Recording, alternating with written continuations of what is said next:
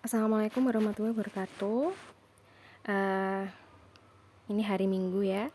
Semoga, tetap semangat menjalankan, rutinitas dan, biasanya kalau hari Minggu istirahat ya.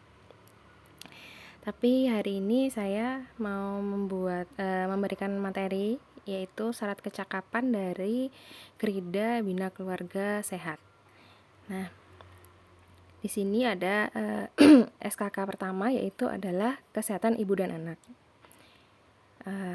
Terus langsung aja kita mulai ya. Oh ya, jadi menurut saya karena ada beberapa teman-teman itu yang di pondok ya, dan di pondok itu cukup ketat gitu ya, jadi tidak bisa membuka HP, makanya saya membuat pertemuan kita dalam bentuk video seperti ini agar lebih fleksibel gitu. Dan jangan lupa untuk mengisi absen. Karena nanti penilaian dari absen itu sebanyak 10% ya. Jadi nanti ada penilaian dari tugas-tugas yang adik kumpulkan dan ada penilaian dari absen 10%. Nanti ada nilai batas maksimalnya ya, minimal. Jadi kalau adik-adik nilainya nggak sampai 75 itu harus remedi ya. Kalau nggak sampai 75 nanti tidak bisa mendapatkan sertifikat ataupun lencana pramuka ya. Nah, langsung saja kita masuk ke materinya, yaitu materi kesehatan ibu dan anak. Yang pertama dari syarat kecakapan ini yang adik-adik harus tahu adalah tentang buku KIA. Jadi buku KIA ini adalah salah satu program dari pemerintah yang diberikan pada ibu hamil. Semua ibu hamil yang ada di Indonesia akan mendapatkan buku KIA saat pertama kali melakukan pemeriksaan kesehatan, pemeriksaan kehamilannya. Nah, buku ini manfaatnya, buku ini berisi informasi kesehatan dari ibu mulai dari hamil, melahirkan, nifas, sama bayi, perawatan bayi, tumbuh kembang bayi nanti sampai balita, dan sampai balita itu usia 6 tahun. Itu lengkap ada di buku ini. Jadi namanya buku KIA, buku kesehatan ibu dan anak. Dan ini sekarang sepertinya kalau adik-adik punya adik yang masih kecil ya, masih kecil itu biasanya kan kalau mau masuk TK itu sepertinya wajib memiliki buku ini. Yang tadi sudah saya sampaikan, buku KIA itu manfaatnya dia berisi informasi kesehatan ibu dan anak. Jadi dengan memiliki buku ini diharapkan ibunya itu baca-baca gitu supaya memahami tentang kesehatan ibu dan anak dan perawatan bayi yang benar itu seperti apa, itu ada di buku ini. Dan juga buku ini berisi data perkembangan pemeriksaan. Jadi setiap kali ibu tuh periksa, catatan pemeriksaannya itu dicatat di buku ini.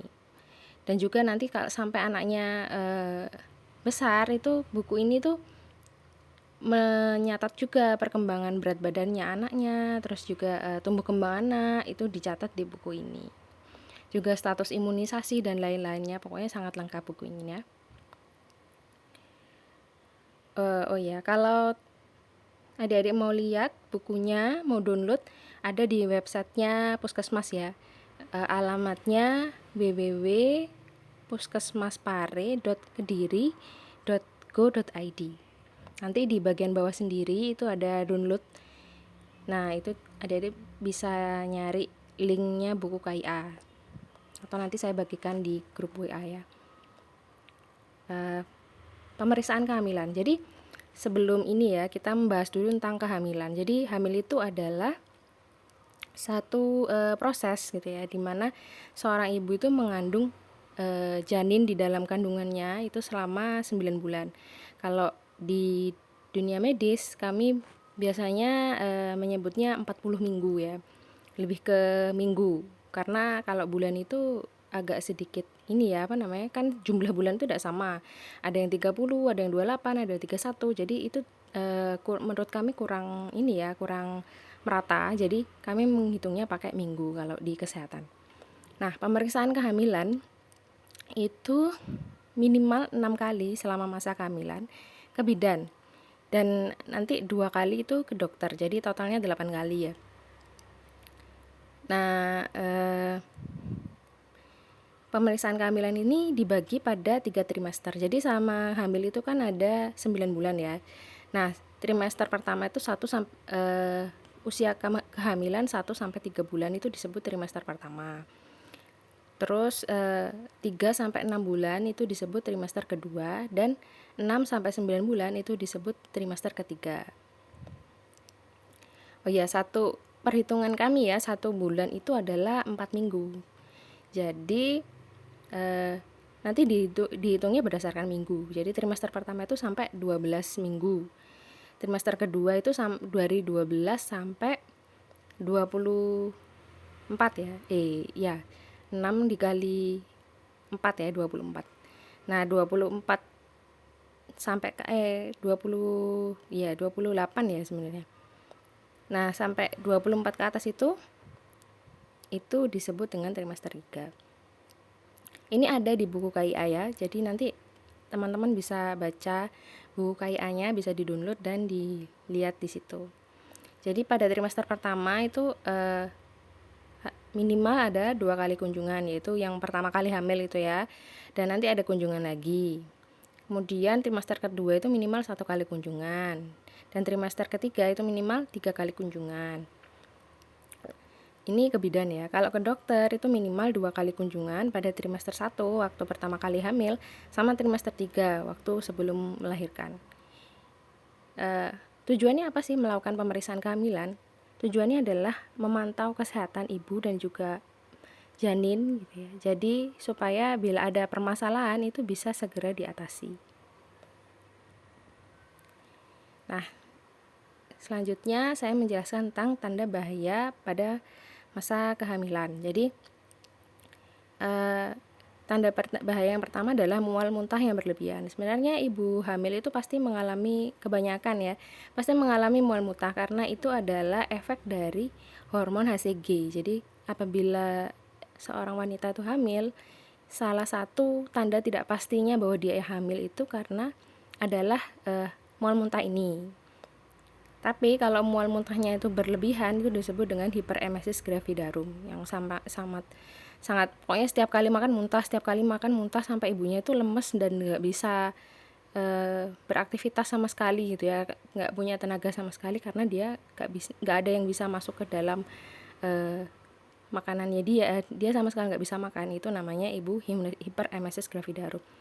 Kalau yang seperti ini biasanya penanganannya adalah dirawat di rumah sakit, diinfus, dan juga makanannya nanti diatur dietnya dari rumah sakit.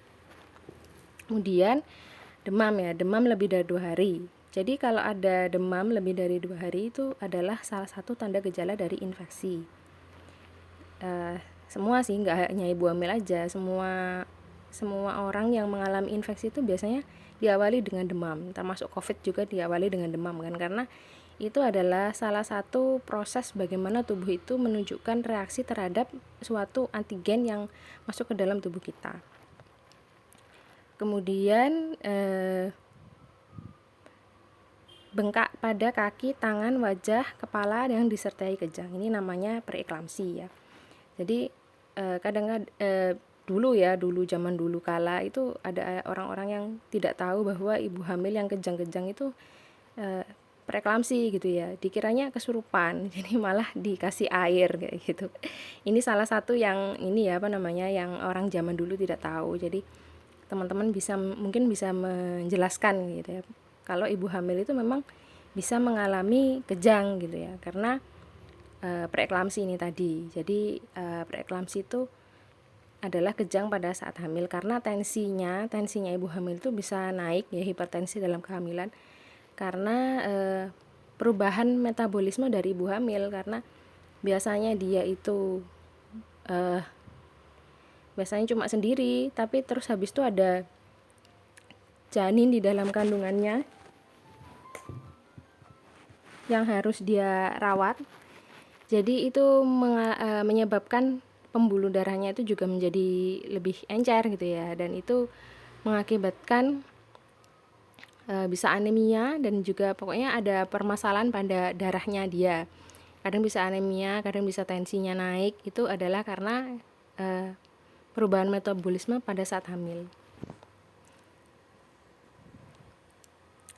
Kemudian tanda bahaya pada masa kehamilan yang keempat adalah perdarahan antepartum. Jadi perdarahan itu ada dua ya, ada yang namanya antepartum. Kalau antepartum ini perdarahannya adalah sebelum melahirkan, namanya antepartum. Kalau setelah melahirkan namanya perdarahan postpartum nanti.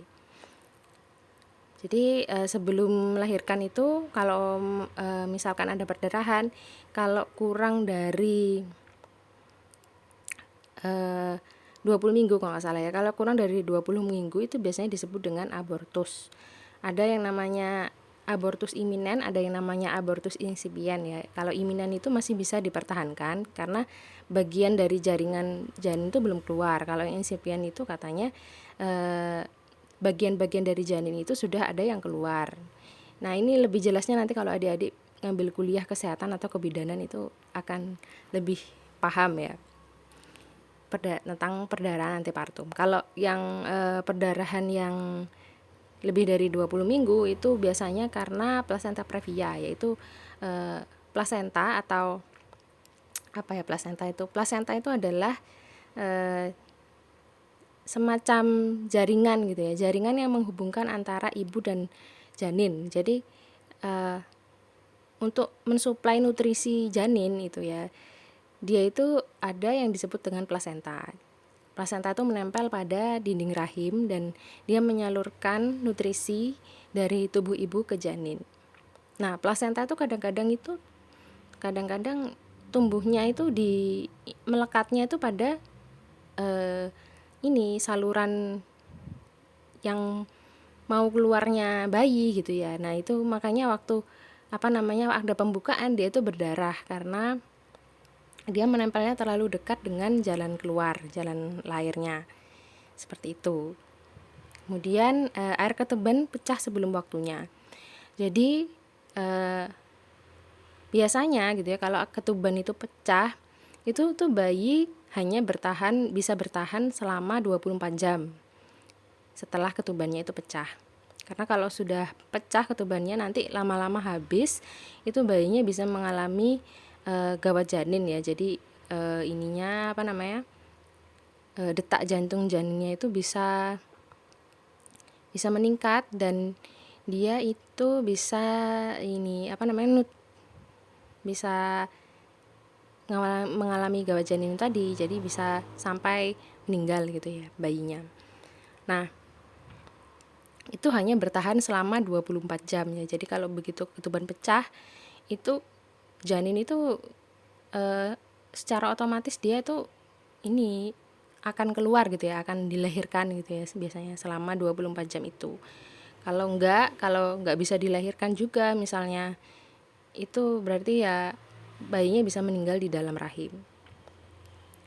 Nah, kalau misalnya dia kehamilannya itu sudah aterm ya, aterm itu lebih dari 37 minggu. Jadi kalau kehamilan lebih dari 37 minggu itu dikatakan bahwa bayi itu sudah bisa hidup di luar kandungan gitu ya, sudah paru-parunya sudah sehat dan dia sudah bisa hidup di luar kandungan. Tapi kalau usianya kurang dari 37 minggu, itu misalnya ketubannya pecah, nah itu yang biasanya disebut dengan prematur ya biasanya. Seperti itu.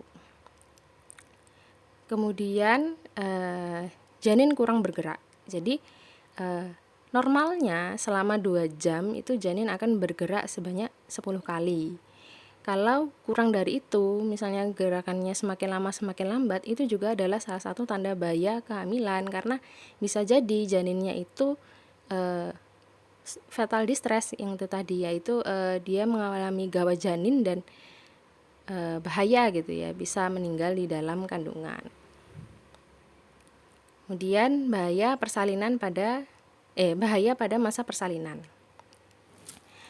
Nah, yang pertama adalah air ketuban yang berwarna hijau dan berbau. Ini biasanya kalau ibu-ibu tuh kadang-kadang suka minum jamu-jamuan yang isinya nggak jelas ya, yang kandungannya tidak jelas, itu biasanya kebanyakan air ketubannya akan berwarna hijau dan berbau seperti ini, dan itu kasihan bayinya, karena bayinya jadi karena kadang-kadang kan di dalam kandungan itu air ketuban itu diminum sama bayinya gitu, dan kalau kondisinya seperti itu sangat berbahaya bagi janinnya. Kemudian ibu mengalami kejang-kejang atau preeklamsi tadi ya. Jadi preeklamsi itu adalah yang itu tadi tanda gejalanya, yaitu penglihatan kabur, tangan, kaki, wajahnya bengkak gitu ya, dan ada pusingnya juga. Nah, itu preeklamsi. Kalau dia sampai kejang itu namanya eklamsi. Nah, waktu melahirkan itu juga bisa mengalami kejang ini. Kemudian perdarahan ya, perdarahan waktu melahirkan itu juga berbahaya karena ibu bisa mengalami shock ya. Jadi kalau perdarahannya itu terlalu banyak bisa sampai shock hipovolemik ya kan namanya, kalau perdarahannya itu terlalu banyak, dan itu bisa sampai menyebabkan kematian. Kemudian tali pusat atau tangan bayi keluar dari jalan lahir. Nah, biasanya gitu ya, biasanya itu kalau yang normal bayi itu yang keluar terlebih dahulu adalah bagian kepalanya, karena bagian kepala ini keras, jadi begitu dia mendorong jalan lahir itu yang bagian belakangnya itu juga mengikuti gitu ya, jadi kepalanya duluan yang lahir. Nah, kalau yang lahir itu bagian-bagian yang lain, misalnya tangan, kaki, bokong, itu akan sangat susah untuk mendorong jalan lahir gitu ya, karena kan kalau tangan juga nggak kuat ya, kalau kaki apalagi, bokong itu empuk banget, jadi persalinan yang bukan presentasi kepala itu sangat susah gitu ya untuk dilahirkan secara normal. Sementara tali pusat ini juga sangat berbahaya bila sampai tali pusat itu keluar dari jalan lahir, karena tali pusat ini adalah yang menghubungkan antara ibu dengan bayi, yang mengirimkan nutrisi dan juga oksigen dari ibu ke bayi. Jadi bayi itu di dalam kandungan tuh dia tidak bernafas sendiri, tapi dia bernafas bersama ibunya melalui plasenta ini. Apabila plasentanya itu keluar gitu ya, dan dia bisa terdesak di jalan lahirnya itu, nah, kalau dia terdesak itu asupan oksigen dari ibu ke janin itu berkurang. Nah, janinnya itu bisa mengalami itu tadi, fetal distress atau kematian dalam rahim. Kemudian selanjutnya adalah bahaya pada masih pada masa persalinan ya, yaitu ibu yang gelisah, karena kalau gelisah itu ibunya sama sekali tidak kooperatif, jadi waktu disuruh mengejan itu dia tidak bisa. Kemudian tidak kuat mengejan juga kebanyakan ya, jadi ada ibu-ibu itu yang tidak kuat gitu ya, powernya tidak ada, jadi dia tidak bisa melahirkan secara normal karena tidak kuat mengejan. Ya, salah satu solusinya adalah dengan nanti ada penanganannya ya, kalau adik-adik kuliah di kebidanan atau di kedokteran ya, perawatan juga diajarin. Untuk lebih jelasnya nanti bisa kapan-kapan kita bahas ya. Tapi kalau untuk adik-adik yang sekarang ini kayaknya cukup tahu ini aja. Kemudian tanda bahaya pada masa nifas. Jadi nifas itu adalah setelah bayi lahir ya, 2 jam setelah bayi lahir. Kalau 1 jam setelah bayi lahir itu namanya masih dalam fase persalinan ya. Setelah 2 jam itu baru dikatakan postpartum atau setelah melahirkan atau nifas ya. Nah, pada masa nifas ini biasanya berlangsung sampai dengan 40 hari ya kalau biasanya, dan ada yang sampai 6 minggu sih. Nah, tanda bahayanya yang pertama adalah demam, sama seperti yang ini ya, yang persalinan dan juga kehamilan. Jadi demam itu adalah salah satu proses dari tubuh itu memberikan sinyal bahwa dia itu ada masalah gitu. Saya itu mengalami masalah, jadi kamu harus melakukan sesuatu gitu. Jadi dia itu menunjukkan bahwa dirinya itu mengalami masalah itu dengan suhu tubuh kita yang naik. Kalau dia nggak memberitahu kita gitu ya, nggak ada suhu tubuh yang naik, kita nggak akan tahu kalau di dalam tubuh kita ini ada suatu infeksi gitu. Kemudian bengkak pada kaki, tangan, wajah, kemudian sakit, ya ini preeklamsia yang sama tadi juga bisa. Jadi preeklamsia itu bisa terjadi selama masa kehamilan, bisa pada waktu hamil, bisa pada waktu persalinan, atau setelah nifas pun dia bisa terjadi gitu ya, preeklamsi ini. Dan ada yang menetap gitu ya, jadi setelah persalinan itu dia tensinya tinggi terus sampai dia menderita gagal ginjal. Ada teman saya seperti itu ya, karena dia menetap ininya, hipertensinya yang dialami selama persalinan, padahal dia masih muda juga umurnya, tapi ya walau ya dia bisa menderita penyakit ini gagal ginjal karena waktu hamil itu menderita hipertensi atau preeklamsi ini, hipertensi dalam kehamilan. Perdarahan postpartum ya, jadi perdarahan setelah persalinan. Jadi sebenarnya ibu nifas itu memang mengalami yang namanya mengeluarkan ini ya, cairan-cairan dari dalam jalan lahir, karena ya namanya seperti menstruasi gitu ya, mirip-mirip menstruasi. Karena karena setelah melahirkan itu kan ada jaringan-jaringan yang robek di dalam rahimnya, dan itu untuk mengalami pemulihannya itu dia akan mengeluarkan jaringan-jaringan yang ada di dalam rahimnya dia. Nah, pada seminggu pertama itu yang keluar biasanya warnanya merah ya, merah segar gitu. Itu selama seminggu pertama. Kalau setelah itu seminggu kedua itu warnanya berubah jadi kecoklatan, dan setelah itu 2 minggu setelahnya itu warnanya jadi kuning. Nah, kemudian setelah minggu keempat itu warnanya jadi putih. Nah, itu sampai nanti 6 minggu. Setelah 6 minggu itu baru sudah enggak haid lagi gitu ya, enggak nifas lagi. Nah, perdarahan itu terjadi apabila warnanya itu merah segar gitu ya, padahal sudah lewat dari seminggu. Kalau seminggu pertama biasanya masih normal ya kalau warnanya merah. Kalau lebih dari seminggu tuh warnanya itu masih merah, itu adalah salah satu tanda dari postpartum. Apalagi kalau darahnya keluarnya banyak banget sampai ganti-ganti pembalut berkali-kali, itu juga salah satu tanda bahwa terjadi perdarahan postpartum. Bisa jadi ada sisa-sisa jaringan yang terdapat di dalam rahim ibu yang tidak bisa dikeluarkan. Kemudian keluar cairan yang berbau dari jalan lahir. Jadi ini adalah salah satu tanda dari infeksi juga ya. Jadi selain demam itu biasanya adalah keluar cairan yang berbau.